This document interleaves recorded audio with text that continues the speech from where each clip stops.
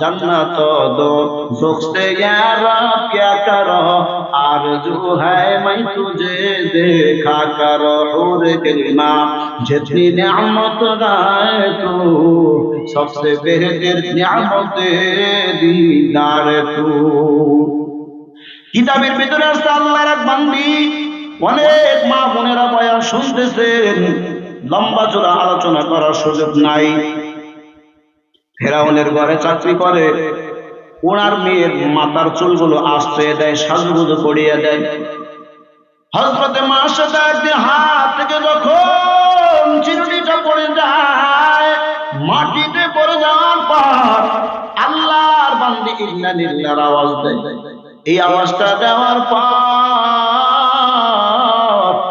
ওই ফেরাউনের মেয়ে ডাক্তার বলে এটা কার কথা বললা কোন রবের প্রশংসা করলা কয় কেন আমি এমন রবকে মানি যে রবের কোনো লয় নাই কোনো ক্ষয় নাই সব সময় আমাদেরকে দেখেন সুবহানাল্লাহ সব সময় আমাদেরকে দেখেন যিনি আমাদের মায়ায় আমাদের দয়ায় ঘুমাইতে পারেন এমন কথা বলার পর আল্লাহর এই বান্দি শুনিয়া মাথাটা বড় হ্যাং হয়ে যায় কয় আমার বাবারে কি খোদা বলে মানো না কয় না না কেমনে তোমার বাবারে খোদা মানি তোমার বাবা তো খোদা না তোমার বাবা হুদা আল্লাহর বান্দা কথাটা শোনার পর ওই ফেরাউনের মিয়া তাড়াতাড়ি করিয়া চলে গেলেন ঘরে গিয়া কয় আব্বা জান আমাদের বাড়ির চাকরানি উনি আপনারে খোদা বলে মানে না আল্লাহর বান্দি ডাকতে কয় উনি আপনাকে খোদা বলে মানে না ওই কথাটা শোনার পরে ডাকতে বলে ওনারে ডাকো ডাক দেয়া কয় এই চাকরানির ঘরের চাকরানি আমারে নাকি খোদা বলে মানো না আল্লাহর বান্দি কয় হ্যাঁ কেন খোদা বলে মানবো কারণ আমাদের মহান রব যিনি আমাদেরকে না চাইতে খাওয়ায় যিনি আমাদেরকে না চাইতে অনেক কিছু দেয় যিনি যেনার কাছে আমরা চাইলে উনি আরো রাজি হয় চাইলে বড় খুশি হয় না চাইলে বেজার হয় এই এমন রব থাকতে আপনারে আমি রব বলে মানবো এটা তো প্রশ্নই আসে না এই কথা শুনবার পর আল্লাহর বান্দা বড় মনে কষ্ট পায় ফেরাউন ডাকতে কয় এমন মানুষের সামনে দাঁড়ায়া বড় বড় কথা বলতেছো জানো কি তোমার শাস্তি কি হতে পারে আল্লাহ বান্দি ডাক দেয়া কয় আমার শাস্তি কি হবে আমি জানি হয়তো বা আগুনে যাব আর না হয় আমার জীবনটা চলে যাবে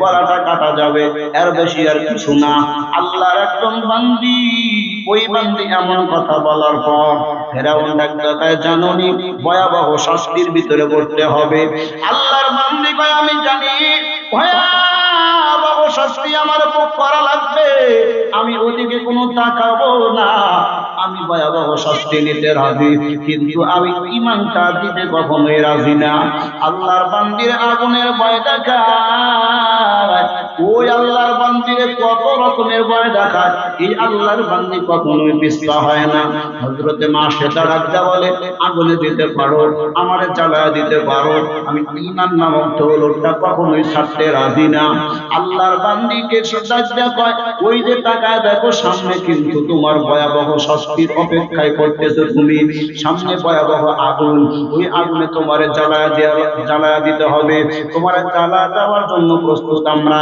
আল্লাহর বান্দি কয় আমারে যদি 100 বার আল্লাহ পাক হায়াত দেয় আর যদি বলে ঈমানের জন্য আগুনে জ্বলা লাগবে 100 বার না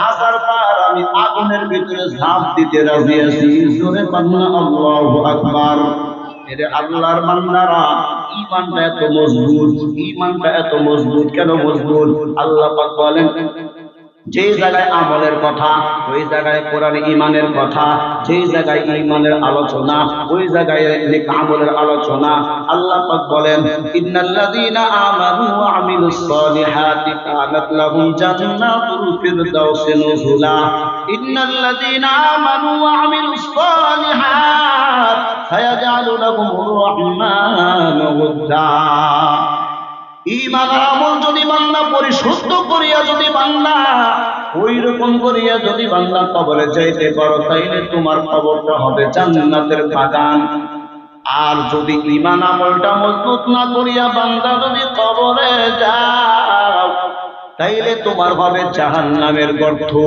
ও বান্দা ভালো করে শুনিয়া নাও, ও আল্লাহর বান্দি আশিকা মুমিনা জাহেদা কানিতা হারিসা, এ আল্লাহর বান্দি ডাক দেয়া কয় 100 বার কেন 1000 বার আগুনে জ্বলতে রাজি আছি।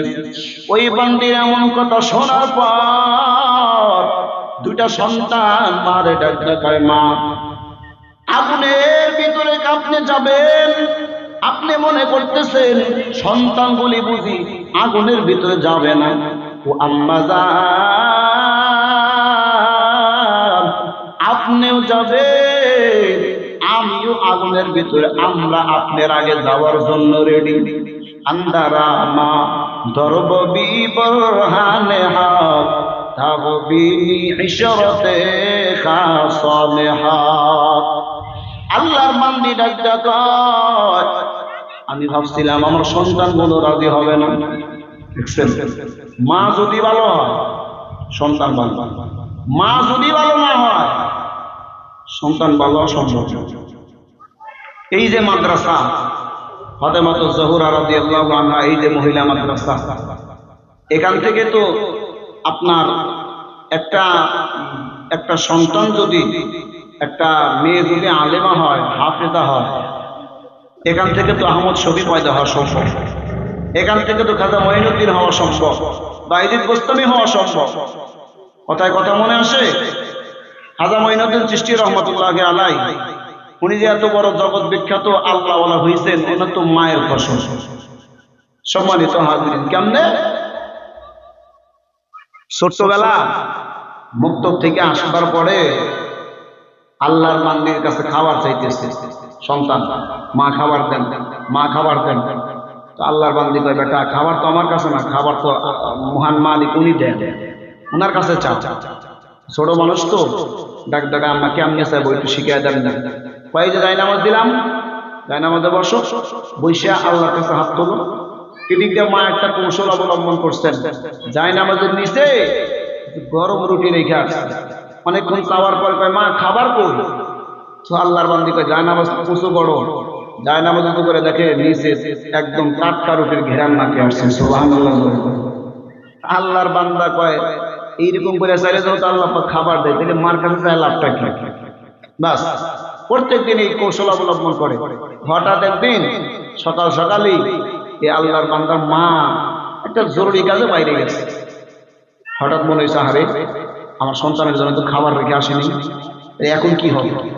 তো আল্লাহর বান্দা কয়, খাবার তো রেখে আসি নাই, তাহলে এখন মনে হয় সন্তান তো খাবার চাবে, তাহলে কেমনে খাবারের ব্যবস্থা করা যায়? আল্লাহর বান্দি তাড়াহুড়া করে বাসায় আসতে, এসে দেখে সন্তান একদম খানা পিনা করে যেরকম ফ্রেশ হয়ে ঘুমাইছে, সেইভাবে একটা ঘুম দিচ্ছে। তো গিয়া ডাক দেওয়ার সাহস পাচ্ছে না যে সন্তান তো অনেকক্ষণ ধরে খাবার খায় নাই, তাহলে কেমনে আমি তাহলে ডাক দিই। আল্লাহর বান্দে গিয়া ডাক দেয়, বেটা খাবার খাইছো? আল্লাহর বান্দা কয়, মা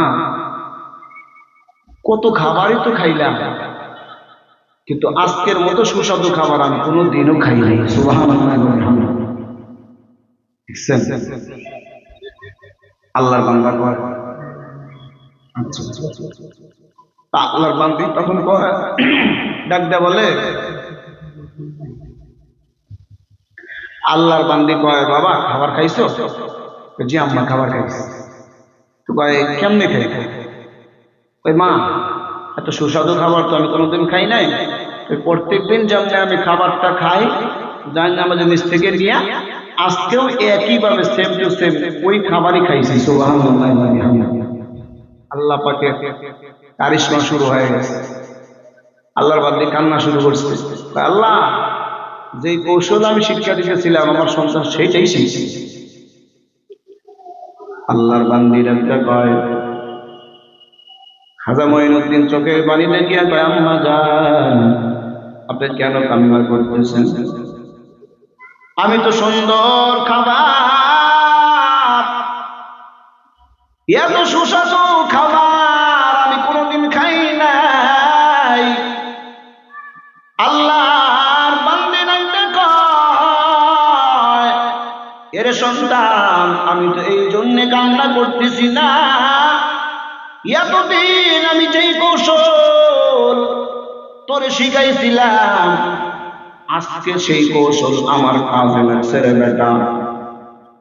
প্রত্যেকদিন আমি গরম রুটি ভাজিয়া যাই নামাজে নিচে রেখে দিতাম, আজকে আমি তো বাড়িতে ছিলাম না, তুই যে খাবারটা খাইছিস রে বেটা, এটা দুনিয়ার কোনো খাবার নয়। আল্লাহ পাক রব্বুল আলামিন আমার সেই কৌশলটা বড় কাজে দিয়েছে, আজকে তোর দোয়া কবুল করেছে আল্লাহ পাক। আজকে তোর দোয়াটা আসমানে আরশে আজিমে গিয়া লাগছে, লাগার সঙ্গে সঙ্গে আল্লাহ পাক করে সুস্বাদু জান্নাতি খাবার দুনিয়াতে তোরে খাওয়ায় দিয়েছে। সুবহানাল্লাহ। এই জন্য মাটা আগে ভালো হওয়া লাগবে।